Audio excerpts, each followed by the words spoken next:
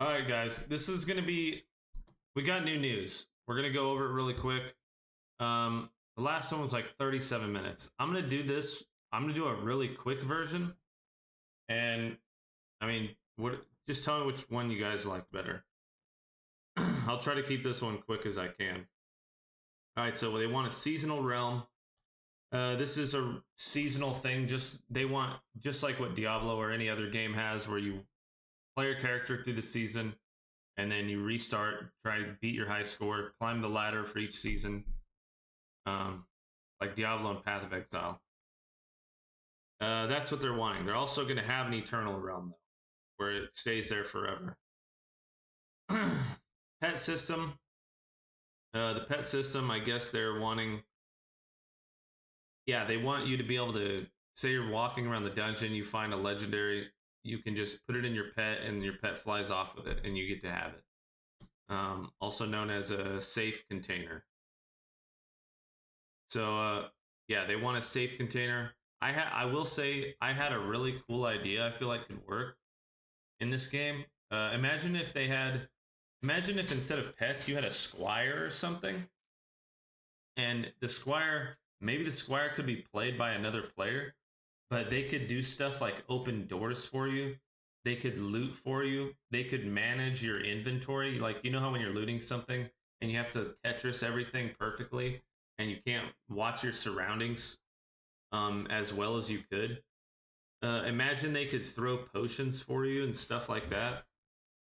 Or say you walk around a corner and you're not in a position to fight. They can open the door for you and you get to run out and they close it. And maybe the squire's like as strong as a goblin or a skeleton or something.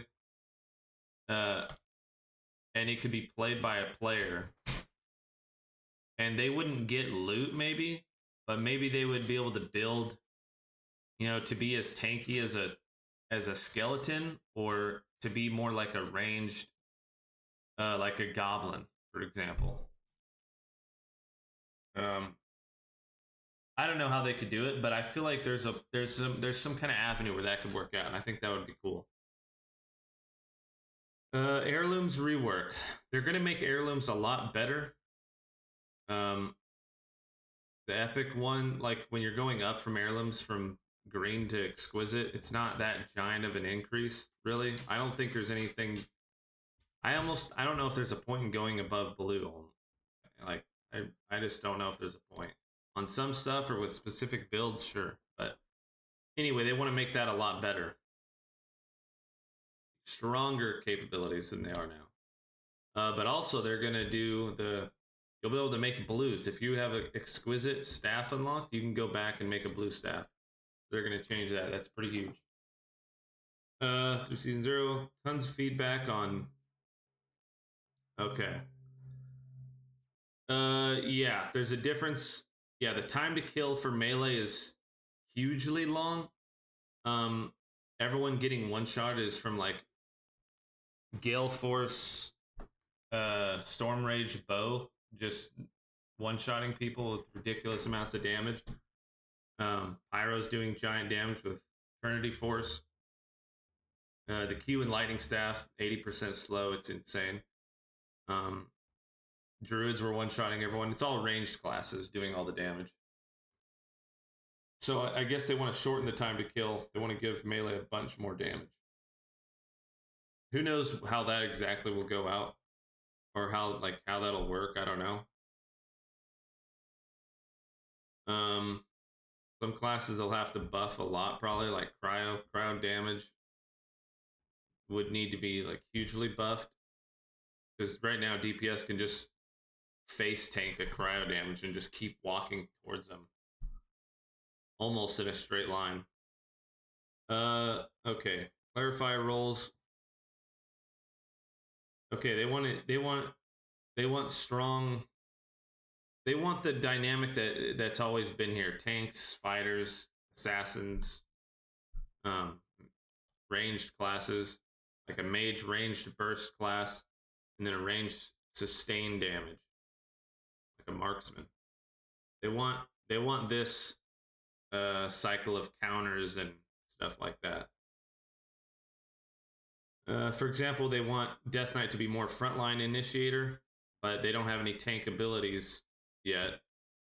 On the other hand, Cryomancer, the old Cryomancer, could tank and deal damage. True. Okay, monster rework. They want monsters in game to be regular monsters in the game currently provide fairly basic one-dimensional combat experience. You essentially trade time or health to acquire what loot the goblin or skeleton has, whatever the mob has. Yeah, true. Some regular monsters will be tuned to be incredibly easy to kill, but disturbing them may increase your risk of being detected. To enhance the core combat experience, we plan to allow certain monsters to use character class skills or boss abilities. This is pretty crazy. Could be very troll. It'll definitely be troll learning it while you're trying to fight another player. I will say though that I've said it before, fighting mobs is terrible. Like in this PvP game, you're so close to trolling if you're fighting mobs. Remember, we're not even getting full lobbies yet. So imagine a 16-player full lobby. You hit a monster, a player comes around the corner. You're forced to play defensive, right? Because you're fighting a mob, now a player. You're running around your area, and then other spawn points are hearing you running around fighting, and then they come to third party. Fighting mobs is bad. It's not good in this kind of a game. That doesn't mean they shouldn't be mobs. It's just from a PvP standpoint, and like if you're going in to win and do well, you are not really fighting mobs that much.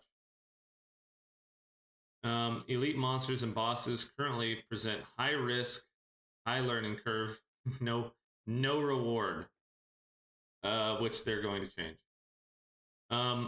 Okay, learning curve. There's no learning curve here. You can go into the purple boss room and then just run around watching him do abilities, and you'll have it mastered in the very first one. You'll have it mastered. That's all it took me. He does the same move every single time. It's super extremely telegraphed, and it's not able to hit you unless you don't know what it's doing. The boss will never hit you ever. So there's no learning curve. A high learning curve would be like Counter-Strike and trying to understand how you can't move when you're aiming.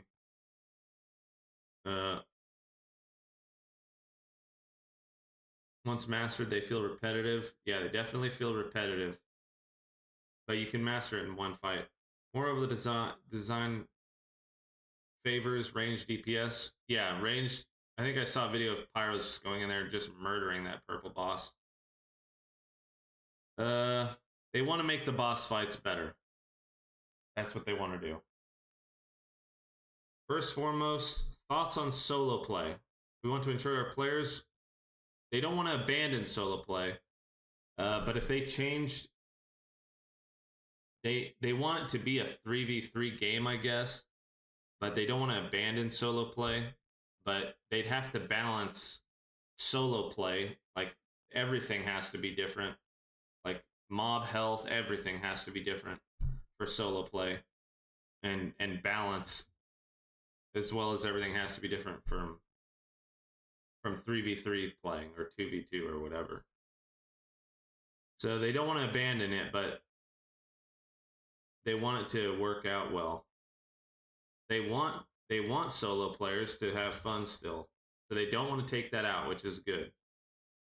Class design, for example, DB's class skills are largely inspired by League and WoW, where combat balance has always been designed around team play. Neither of these games offer solo play as their official main game mode.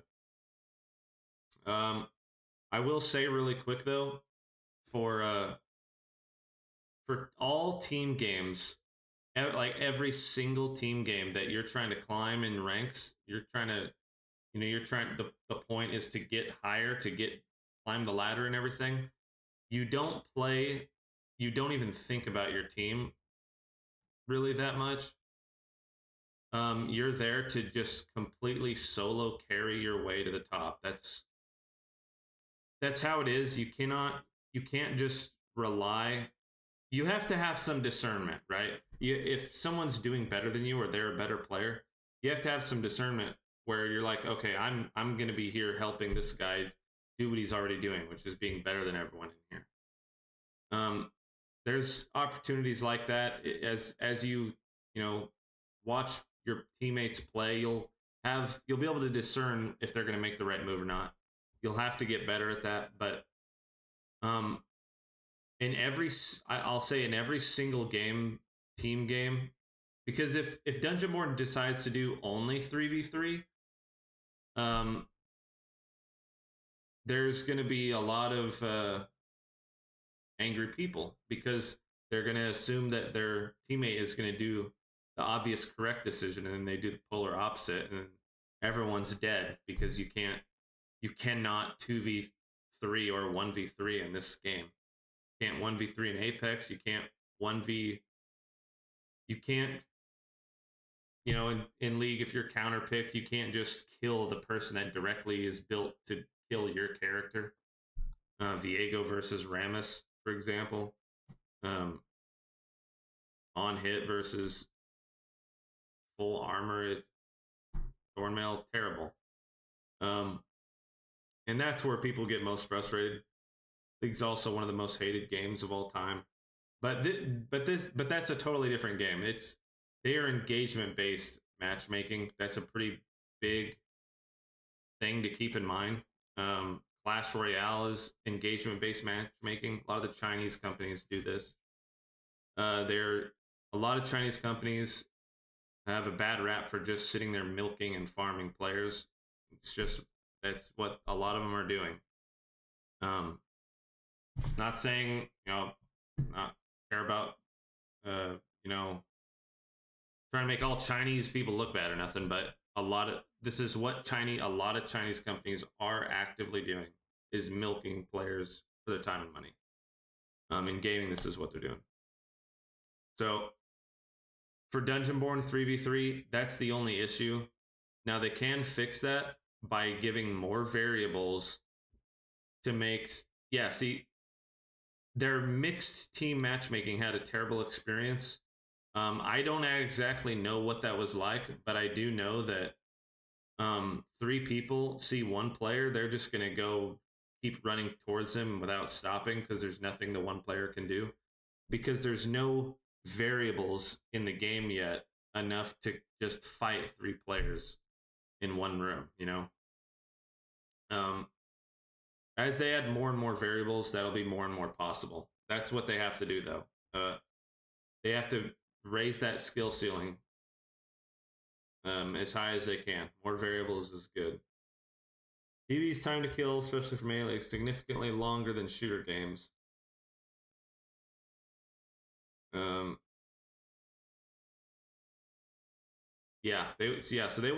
they really want to buff melee time to kill. That's pretty huge. I don't know if it's good or not, but that's a pretty huge thing to do.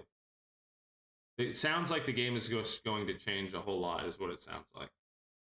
Number of mobs on positioning, hunt showdown. The time to kill is 2 seconds. Players spend most of the time scouting, planning routes, and avoiding environmentals like crows.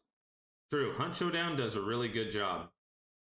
I remember playing that for the first time, running through swamps with my knife, hiding in bushes while 2 teams fought each other, and then I third-partied, and I was hiding in the bushes, and they're like 2 feet from me, but they can't see me. That's a really good feeling.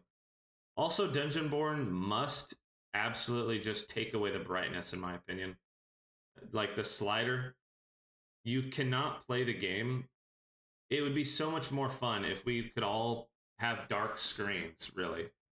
But you cannot do that. You're trolling too much if you're doing that. But then you have to worry about, like, is some people using monitors that do this or that? It gets weird. You have to turn your brightness and shadows off. Maybe turn shadows on. Maybe force everyone's shadows on would help.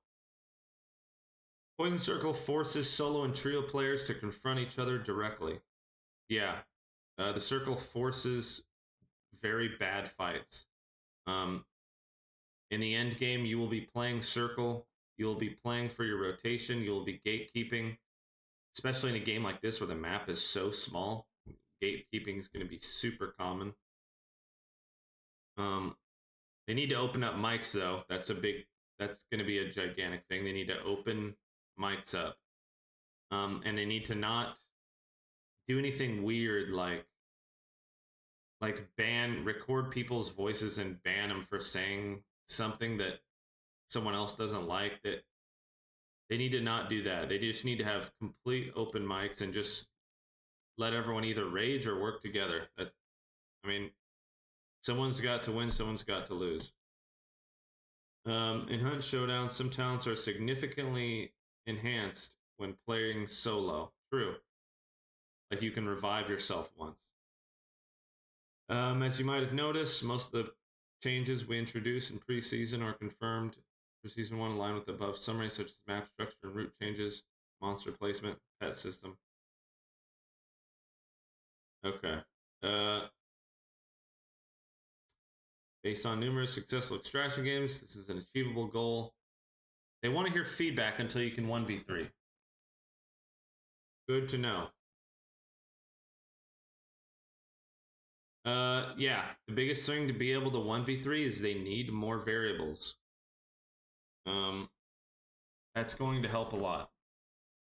Being able to throw a potion that can knock someone back if you're a pyro holding high ground and you're refusing to get down. If you can use something to get them down and then the pyro can use skill to either dodge it or something like that, that's very good. It's all very good stuff. Yeah. Overwatch is a good example. A lot of people will rage in there, but in the earlier ranks, no one just talks at all. And then when you get to higher ranks, people start talking more. In League, there's no mics, which is terrible because it's a team-based. It's such a team-oriented game to not have mics. That's so clowny. Imagine Counter-Strike didn't have mics. Oh my gosh. Yeah, that's all for this one. There's a lot of stuff I like thought about and all that, but I tried to just get through it as quick as possible. Still went 17 minutes. We cut the time in half. It's as good as it's gonna get. But yeah. New season sounds like it's gonna be just really different. That's all there is to it. And we'll just have to see what it's like. Yeah, I think we'll just have to see what it's like. I do think that Squire idea would be a cool idea, though. Imagine you were playing duo, and you could have someone support you as and be your Squire, and then they would get some loot towards something else. I think that's a cool idea. Yep, I'll see you guys soon. That's what's new. See ya.